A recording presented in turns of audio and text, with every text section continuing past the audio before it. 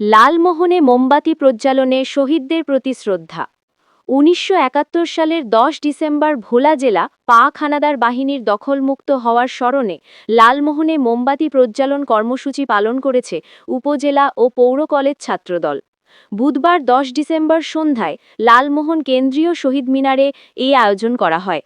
কর্মসূচিতে বক্তারা মহান মুক্তিযুদ্ধের বীর শহীদদের প্রতি গভীর শ্রদ্ধা জানান এবং মুক্তিযুদ্ধের সুমহান চেতনা ধারণ করে দেশ গঠনে ভূমিকা রাখার প্রত্যয় ব্যক্ত করেন।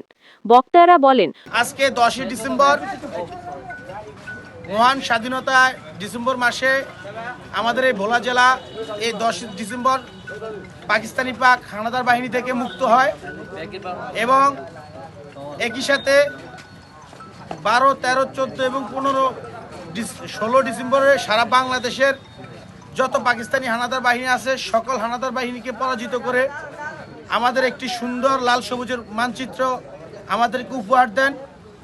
আমাদের এই দেশের সোনালী অতীত এবং আমাদের জাতির শ্রেষ্ঠ সন্তান বীর মুক্তিযোদ্ধা বীর উত্তম খেতাবপ্রাপ্ত যারা রয়েছেন ওনারা, আমরা তাদের স্মরণে আজকে আমরা লালমোহন উপজেলা পৌরসভা ও কলেজ ছাত্রদলের উদ্যোগে আমরা লালমোহন কেন্দ্রীয় শহীদ মিনারে আমরা মোমবাতি প্রজ্বলন কর্মসূচি গ্রহণ করেছি। মহান স্বাধীনতা অর্জনের পেছনে বীর মুক্তিযোদ্ধাদের ত্যাগ ও সাহসিকতা প্রজন্মের জন্য অনুকরণীয়। এই সময়ে শহীদ রাষ্ট্রপতি জিয়াউর রহমান সহ মুক্তিযুদ্ধের সংগঠক ও স্বাধীনতা সংগ্রামে অবদান রাখা নেতৃবৃন্দের স্মৃতির প্রতি শ্রদ্ধা জানানো হয়। বক্তারা ভোলার তজুমদ্দিন লালমোহনের সাবেক সংসদ সদস্য ও মুক্তিযোদ্ধা মেজর অবধ হাফিজউদ্দিন আহমেদ বীর বিক্রমের অবদানও স্মরণ করেন।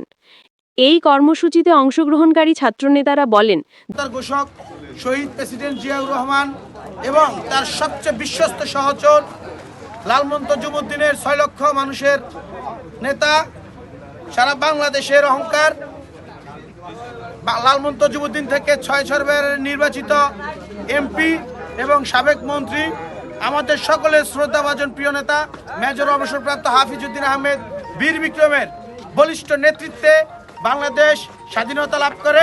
দেশের সার্বভৌমত্ব, স্বাধীনতার মর্যাদা ও মুক্তিযুদ্ধের ইতিহাস যেন কখনো বিতর্কিত না হয়, সেই দায়িত্ব প্রজন্মের সবার। শেষে শহীদদের আত্মার মাগফিরাত কামনা করে দোয়া করা হয়।